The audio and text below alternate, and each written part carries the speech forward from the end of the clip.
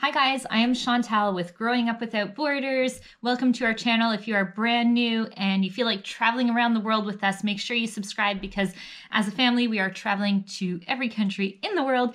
This is 100th country for me, country 99 for Julia, and the other two, they're at country 98. So we are almost at our first goal of 100 countries, which is really cool, really exciting. And right now we are in the country of New Zealand. We are, if you will, stranded here because of the coronavirus. We are not able to move. So we're in a beautiful home, and I'm taking advantage of connecting with different travelers who have been stranded in different countries. And I'm connecting today with Brian, who was in Austria when all of this went down. He had such a struggle being able to connect with the different airline companies and with the US Embassy to get him back to Florida, where his hometown is. So without further ado, let's quickly connect with Brian and hear what he has to say. Hey, Brian. Can you hear me okay? I can hear you. Yeah. Can you hear me? I can hear you loud and clear. Fantastic. So you are back home right now after I am being back home. stranded in Austria. I can see based on the lovely photo, I figure you do not travel around with a photo of you and your wife in your suitcase. No, I don't. That would just be something else for me to lose and get fussed at for. Yeah. Oh my gosh. And So when did you guys get home? so it was just me. I was out because I was there on business. I Okay. actually traveled to Vienna regularly. Okay. And I had been there since the 6th of March. Um, Wow. so I kind of got to see things unfold over there. But I'm really thankful that I was there on business and not vacation, because what really saved me was having kind of a support structure there. Because some of my colleagues live in Vienna, so when everything was like just started shutting down, right, I had some people I could call that helped me out. I can Thank God. only imagine how bad it was for someone that was like vacationing in a place they'd never been before, right? And to have all of this happen, it's got to be And you had nuts. the I mean, ability to speak English, obviously, with your colleagues as well. So it's not like, not knowing German was an issue. And like you said, like having a bit of a community around you to help you Mhm. out, right? Right, exactly, So exactly. you arrived, I mean, the coronavirus was already an issue. People knew about it and such, but what was the process from when all of a sudden you felt like, oh my gosh, now I'm really stuck and I'm in a hotel room without Well, ability? yeah, it kind of came in phases and then began to escalate quickly, right? So when I left originally, I mean, I had heard a little bit about the coronavirus, but it was mainly like in China. I didn't really get that it was like a huge thing yet, right?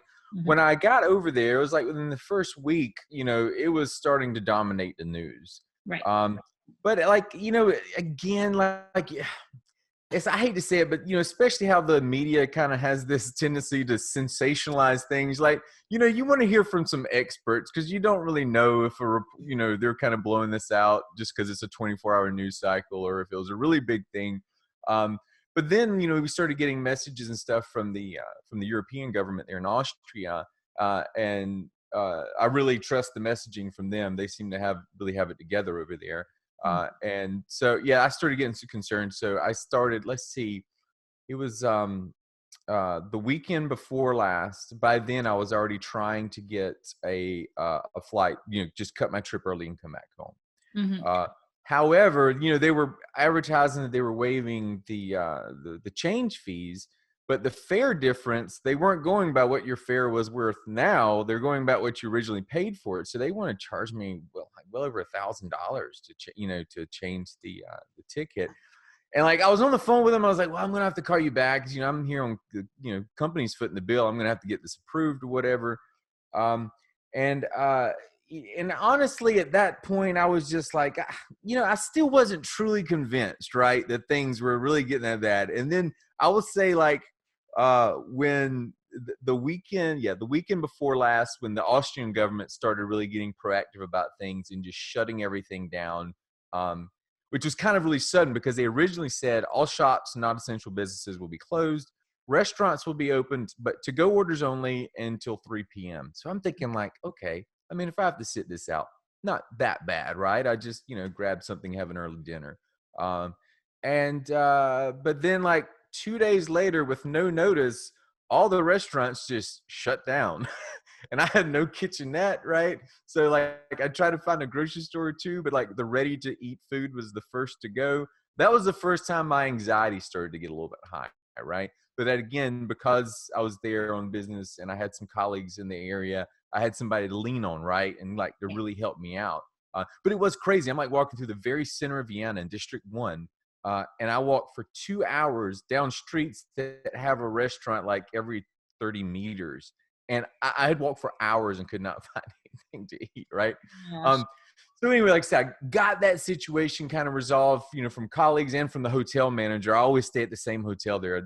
Really cool guys run the place, and I've gotten to know them really well. They helped me out a lot. The next phase, I think, was and where it really kind of started to hit the fan and escalate quickly was with the level 4 travel advisory, right? Right. So they dropped that level 4 travel advisory on it. Everybody needs to return home. And the ironic part of that is that the moment they put that out, all the flights started getting canceled. Like, I mean, just left and right, right? So my flight was canceled, my original flight. I would normally fly straight from Tampa to Frankfurt and then from Frankfurt to Vienna. They Okay. canceled my flight and said that the only route back was for me to go from Vienna to Munich and then from Munich to Newark and then from there, get back home. So so I mean, I started booking the tickets, but then they were getting canceled, and I'd book it again, and it would get canceled, and I would again stay on the phone for 2 hours getting this thing booked, and then 6 hours later it would be canceled, right? Oh my Like I God. said, And every like I time said, you get a cancellation, are you at least reimbursed for those monies that are spent? And you can use that towards the next flight booking? Is that how? but yeah, well, so I already had a reservation with them in a booking. So what would happen is that now I think I was booked I mean, it could have been up to 10 times I was rebooked. Now, some of those times, I would automatically get rebooked on another flight. I mean, I would just get a message on my phone, so that was no problem. But sometimes that wasn't the case. I guess if the computer couldn't automatically find another flight, then I would have to call in and be on the phone for an hour and a half or So something, now your waiting. time all day long is trying to Yeah, keep up with airlines, trying to and connect. it's really frustrating. At one point, I was on the phone like an hour and a half, and this lady, I mean, really nice lady, she really was trying to help me out. She got me booked on another flight, and I hung up the phone, and like 12 minutes later, I got a notification that it had been canceled. Oh my Like gosh, were 12 you just like, I'm gonna flip I out? really was. Like I said, I'm like, you're telling everybody to go home, but now I can't make it home, right? And so then I started, and then the controls over in Vienna just kept getting tighter and tighter, and they started canceling flights. And United had not yet said that they were stopping all international flights, but I kind of saw the writing on the wall, so I'm Exactly. starting to get concerned. Sure. And but now most of the time when my flight was canceled, it was the segment from Vienna to Munich that was causing the problems. Okay. So I was thinking, I was like, you know what? There's a train 6 hours. I'll just take it to Munich. That'll solve my problem. So I go to do that. And as the timing would have it, like the very next day, the German government says, if you're not a German citizen and you cross our borders, you're getting quarantined for 2 weeks. Oh So no. I'm like, oh, right. Oh my gosh. I know, right? So, me being the naive person I am, called up the embassy thinking they would be much help. Actually, I'm being a little cynical. I thought they would actually be a little bit more help, but it's interesting. I'll tell you a little side story. The hotel manager and his two brothers that I've gotten to know really well over the past year and a half, they were talking to me, and what they know about America, I guess, is through Hollywood movies, because they're like, "Why are you fretting? You just call the embassy. They're going to fly in here." And I'm Yeah. like, it was CIA, clear to me that FBI they is gonna thought that come on like a rescue a mission. Black Hawk full of CIA agents was going to be dispatched to get me out, right? And I was like, okay, guys, let me bring you back to reality. I'm not a senator. That's not ever going to happen for me, Right. right? Right. Oh my gosh. So, but anyway, like it's just a funny little side story. So anyway, I do. So I try to call the embassy. They have a consulate there in Vienna. I said, send us an email with all the details. And so I basically kind of told them exactly what I told you. What I really need help with is getting to Munich, and I could get my own way there. I literally, if they could just pick up the phone and tell Germany not to quarantine me, I was on the next train over there, right? So I could just catch a flight straight out. But after articulating the problem in the email, I sent it to them, and their response was, and I'm not joking, their response was that, sir, if you're having trouble finding flights back home, our recommendation is that you try Expedia or Google Flights to find alternatives. Are you for real? That was the I've response. got the email. I've got the email. Oh Yeah.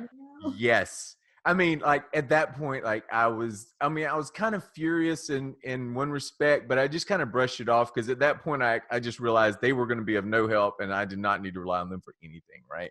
Oh my Um, gosh. so like I said, I ended up, I did through calling United over and over again, finally get a flight that actually stuck, that wasn't canceled. I made it to Munich. I had to basically leave on a flight at noon, and it's only like an hour flight to Munich, right? And then I would not leave until 10 o'clock the next morning. So I'd have to sleep overnight in the Munich airport, which I could not leave, otherwise I get quarantined. Or you're stuck Yeah, 14 days. And yeah, exactly. So uh, in fact, even when we came in, there was me and there was this younger kid named Zach from San Francisco. He had been studying abroad in Vienna, and he was on the flight. And I came up to the German border patrol, and he was like at the station right next to me, and we both had the same story. Yes, we're on a flight, but no, it's not immediately out. It's not till tomorrow morning, and we got detained and questioned for like 20 minutes. I thought really? for sure they were going to quarantine us. What type of questions were they asking you? Were they just First thing was, where's your next flight? Several times they asked us what the flight number was. I don't know why that was hard for them to look it up. And I think the main thing they were upset about was that because it was overnight, some rule with the airline, they would actually have to send our baggage out, and we would have to go out of the international terminal, pick up our baggage, and bring it back in. So I was like telling them, like, just send somebody to go pick up my luggage. I'm not trying to, run out and party in Munich tonight, right? Right. Oh my They gosh, asked us this makes several it questions so about that. complicated because they would have been at a heightened alert of travel advisories and trying to stay, get everything contained and not let people spread the virus even more. And so this probably causes so Yeah, many more problems that they would not be used to dealing with, right? So they probably didn't know how to deal with it. yeah. Yeah. Yeah. And to be clear, even though we were kind of interrogated, they were very polite and professional. I do want to say that about them. They very much kept it professional. It was Nothing no like what you problem. experience sometimes going into the US. I'm traumatized. Exactly. I tell everyone all the time, I'm like, if it's any consolation, I want you to know that they treat Americans just like they do you when we come through the border. For real? For real. Do they really? Yeah, yeah, really. I want to say that this was the first time. I'll tell you about when I finally got back to Newark. But this was the first time when I came through now that the border patrol was polite and friendly with me. Oh, I remember going to Toronto when I worked for Honeywell back and forth, and it's like I go into Canada and the Canadian border patrol is just so polite and just pleasant as can be. And then like you turn around to come back and uh, it's just like, come on, guys. oh my If you're God. that jaded, maybe this isn't the line of work for you.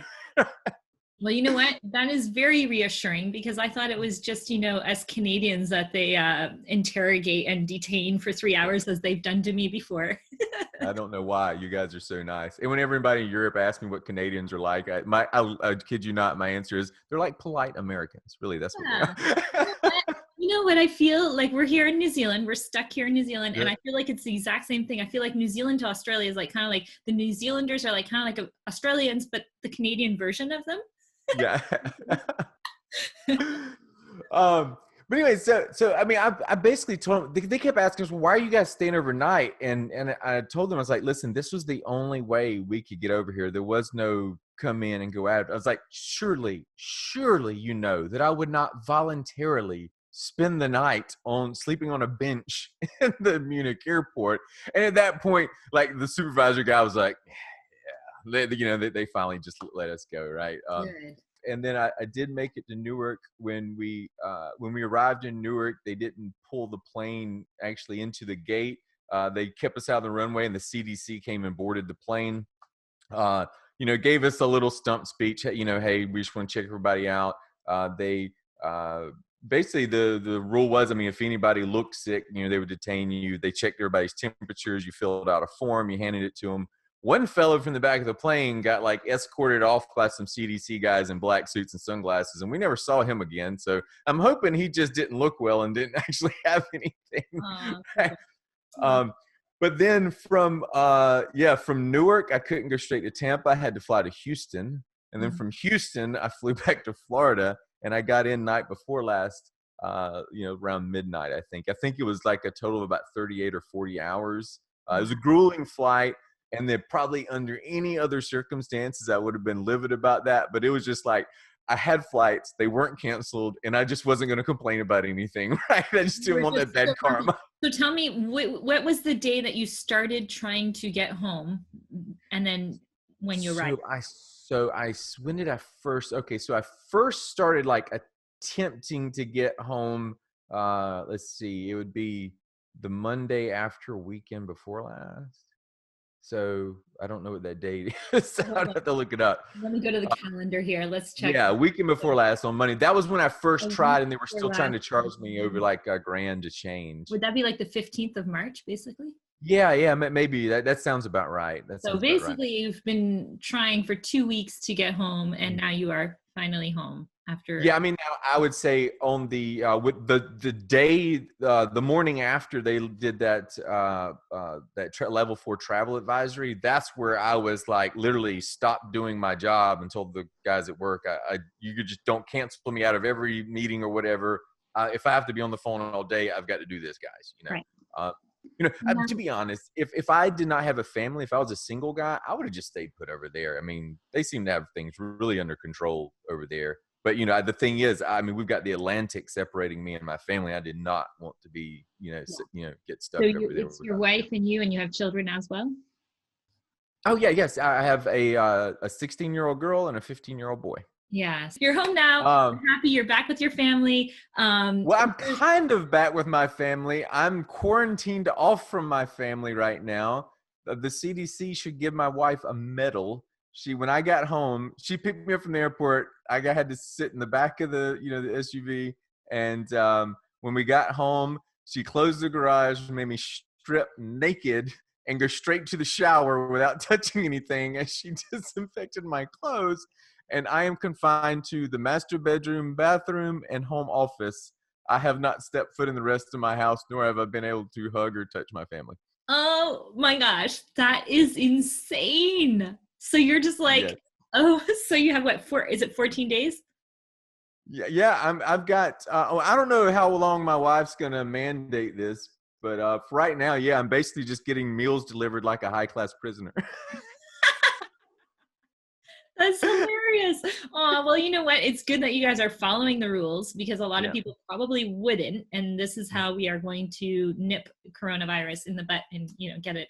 Well, I'll say too, that one reason that we're taking this seriously, and I'm certainly not giving, I like to joke about this, but I'm certainly not giving her any problems about it, is she's high risk. She has rheumatoid arthritis, and the medications you take for that are immunosuppressive.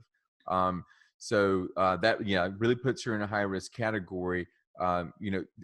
She's, in fact, that was another reason why I was really kind of fretting to get home, not for me, but for her, because the kids are already on spring break, and they ended up extending that, right? So there was no like contact from the outside coming through them. Her job gave her 2 weeks off paid, which they did for all their high risk employees, which was really cool. And I just found out they've extended that to early May, I think. So she's sitting at home still getting paid, which is really awesome, right? But still, until I got home, she had to go out and do the grocery shopping. She had to go out and do this stuff, and she was kind of exposing herself. And she's taking all the precautions. I mean, she's very clean freak, got the Lysol and Clorox wipes everywhere, right?